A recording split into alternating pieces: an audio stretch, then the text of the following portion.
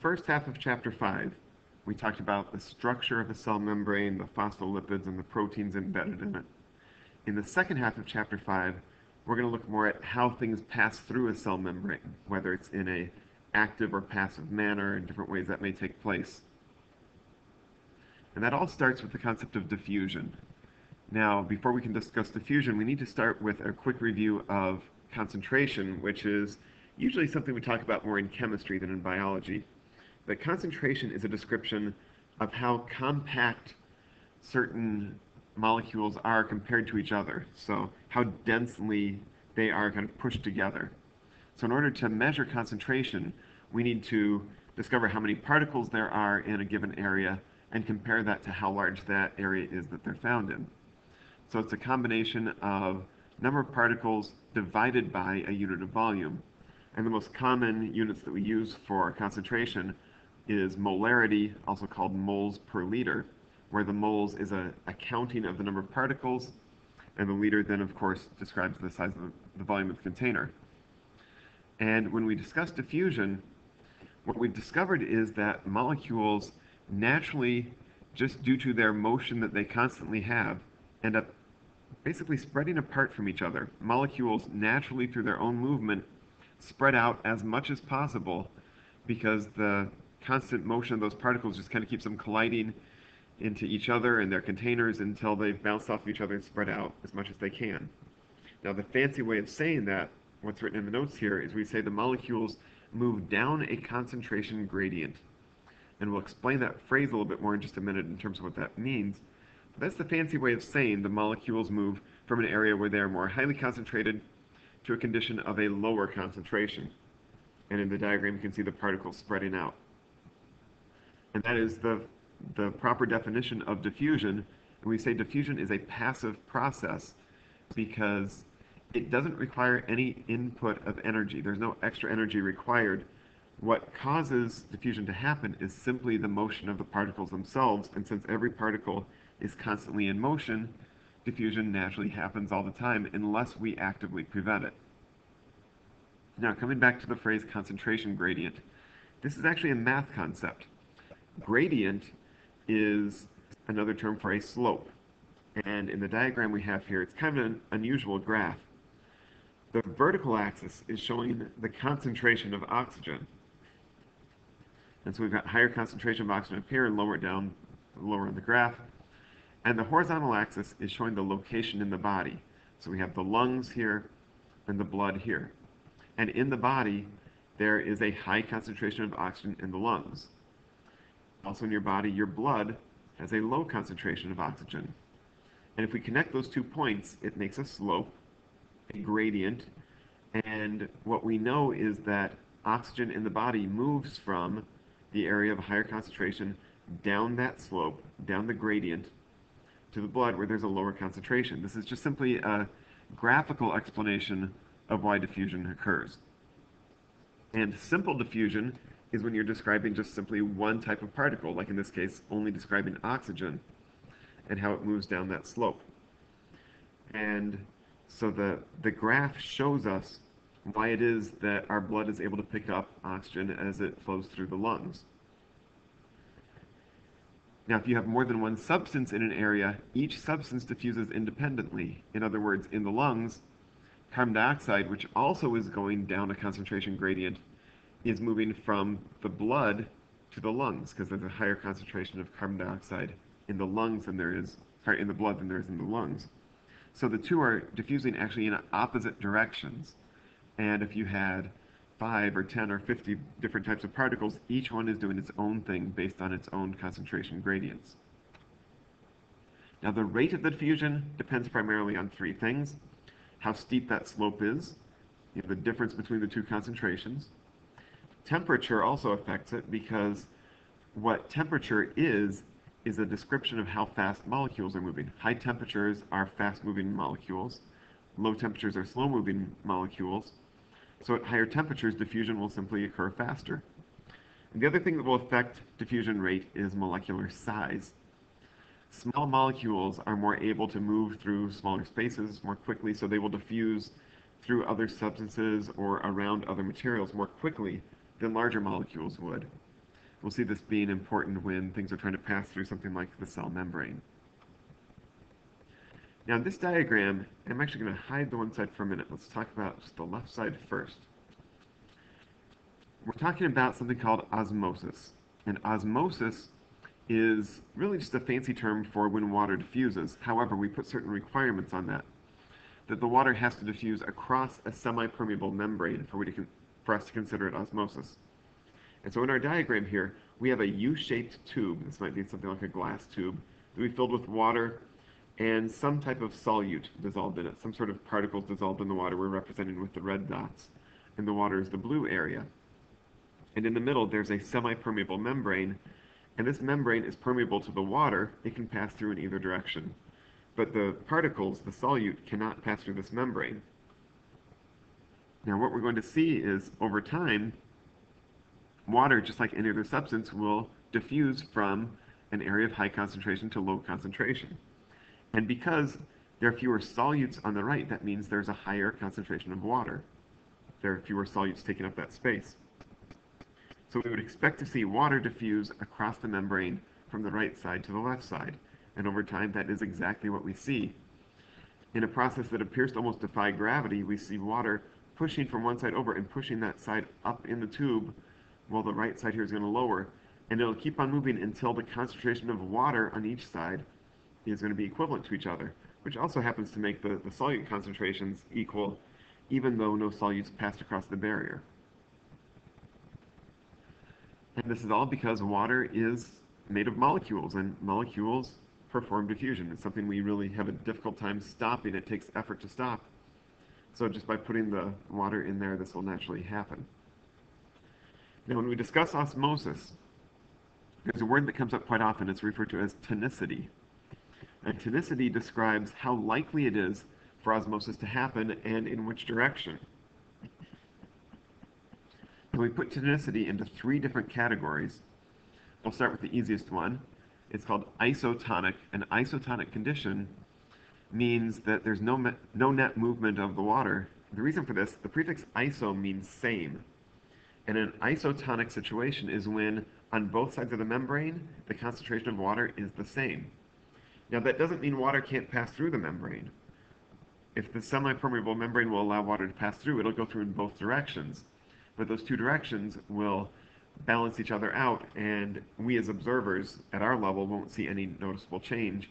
And this is a great condition for cells to be in, because if a cell is isotonic to its surrounding fluid, that means the cell is going to maintain the same internal volume, and the cell will have an easier time maintaining homeostasis.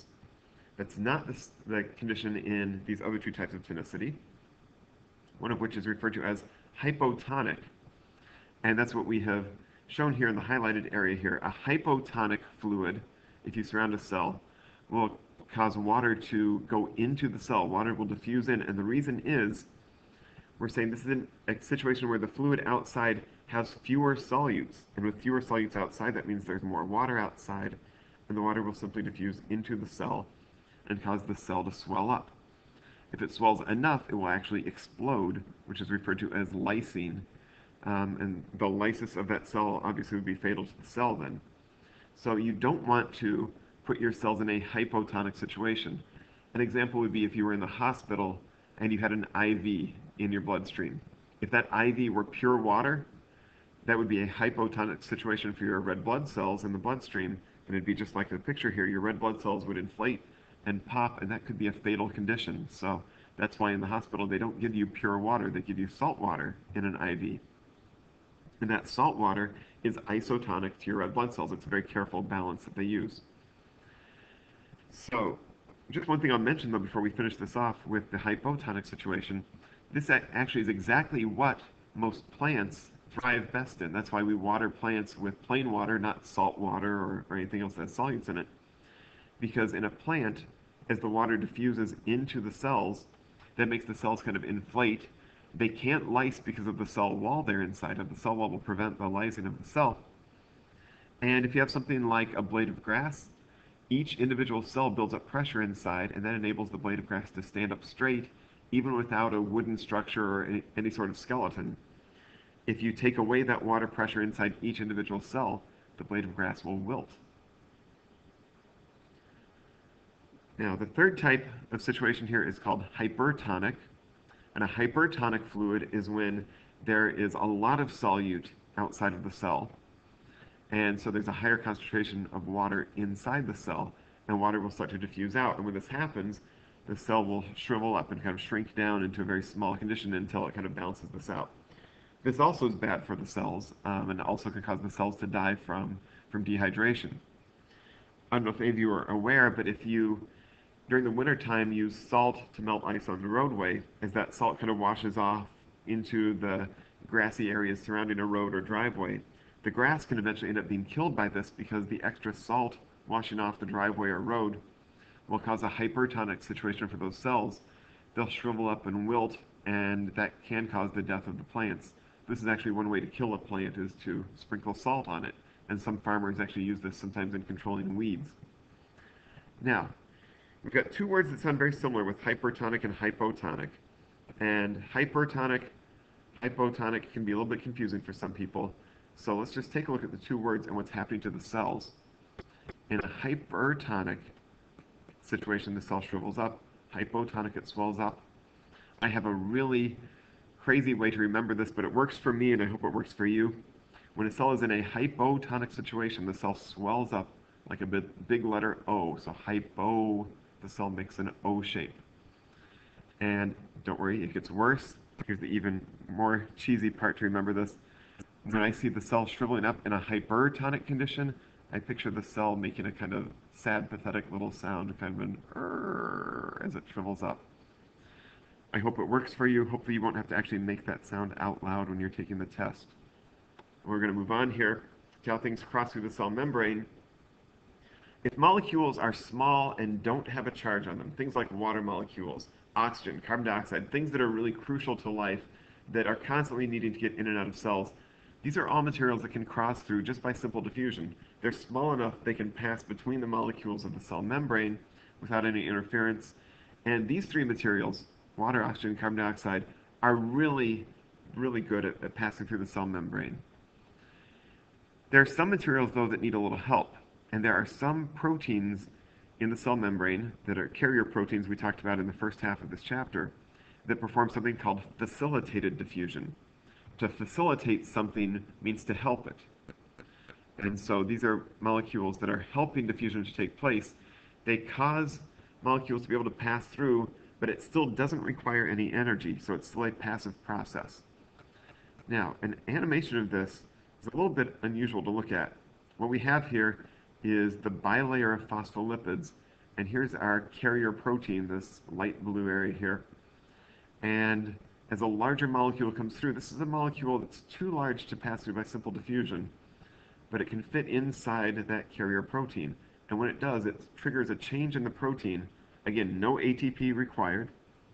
The change in shape of the protein kind of forces that molecule to go right through, and now it's on the other side, and the protein can reset itself. So that's facilitated diffusion, still a passive process. Well, there are active ways the materials can cross through a cell membrane. Anytime something is an active transport, that means it requires extra energy. So if we have a larger molecule, something like glucose, it's not a large molecule compared to something like a protein or a starch, definitely, but larger than water and carbon dioxide. Or if you have something with a charge on it, sodium ions, calcium ions, metallic ions that are necessary for life, potassium and some other things. Those need a little bit of help from transport proteins also. To get through those transport proteins, though, these are molecules that generally require input of ATP. So these are special proteins that, in a similar way to facilitated diffusion, change shape, but these are molecules that only change shape with a little extra energy. So this does require ATP. So that does make this an active process. If you have a molecule, a protein, that participates in active transport like this, we often refer to the process as a pump. Later on in the year, we're going to talk about the sodium-potassium pump as a way that our nervous system operates properly by actively using energy to push molecules where the body wants them. Now, a larger scale way to get things to get through a cell membrane referred to as exocytosis or endocytosis. And this is when we use vesicles, little membrane sacs, to get materials in or out of the cell. It can either be used for large particles or for several small molecules all at once. And what we see in the diagram here on the top, this would be an endocytosis, as molecules are outside the cell and they're pushing inside. Endo means going in. On the bottom, we have an exocytosis where molecules in a vesicle inside the cell push out and exit. In both cases, you can see it's actually the membrane of the cell that's performing the process to either form a vesicle or a vesicle forms into becoming part of the membrane. So again, the prefix exo refers to any time that this process is being used to move materials out. Endo is referring to using this process to have the materials move inside. And exocytosis and endocytosis are some of the most dramatic types of active transport because with a microscope you can actually see this happening. And kind of a fascinating process to actually watch happen. And before we take a look at some actual photographs here, I want to show you another animation here. In this one, we can see the cell with the cell membrane, and as we watch the particles on the outside, you'll see as they come in, they just can simply be near the membrane, and the membrane forms a little pocket that wraps around and seals itself shut, making that little vesicle. And now that's an organelle inside the cell that was formed originally from the membrane. The membrane then may go away to release those materials inside the cell. And exocytosis is going to be exactly the opposite. Here, this is going to show endocytosis again with a white blood cell, because white blood cells use this actually to fight disease. They can eat bacteria that are outside the cell, bring them in, and digest them.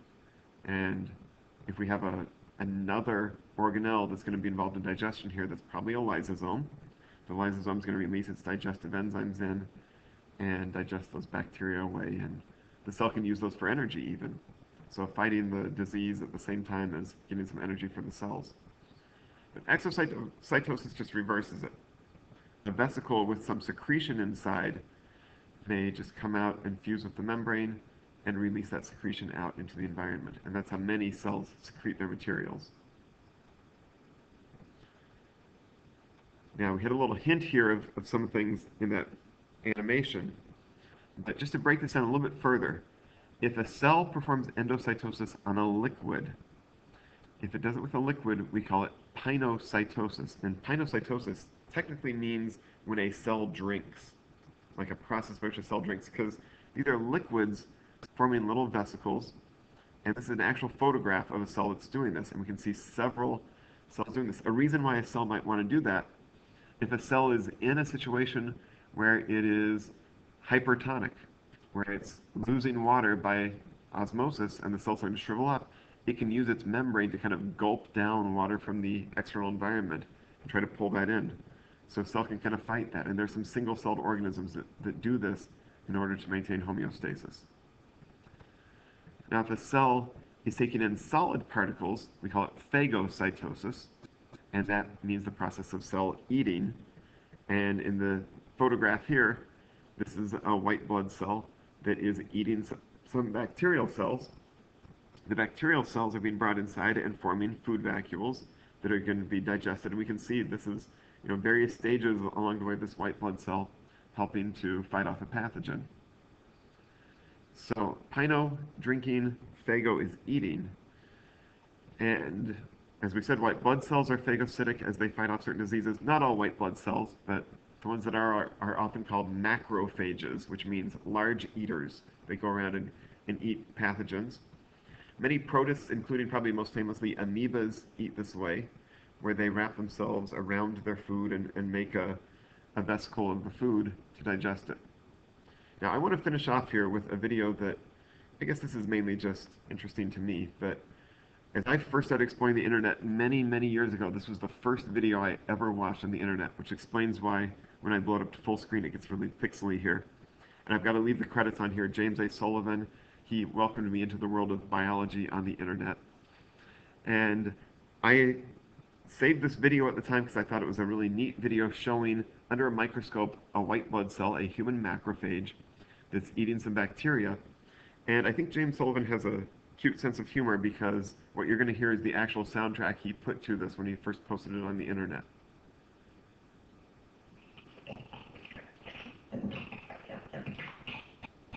So you can see the white blood cell wrap around, and I don't think they really probably ever belched, but I appreciated the sense of humor there. So that is the end of our Chapter 5 notes. And our test that we have will cover both Chapters 4 and Chapter 5. So if somehow you ended up doing these notes out of order, make sure you go back, watch both parts of Chapter 2, watch both parts of both parts of Chapter 4, and both parts of Chapter 5. And if you have any questions, as always, please bring them to class. And have a great day.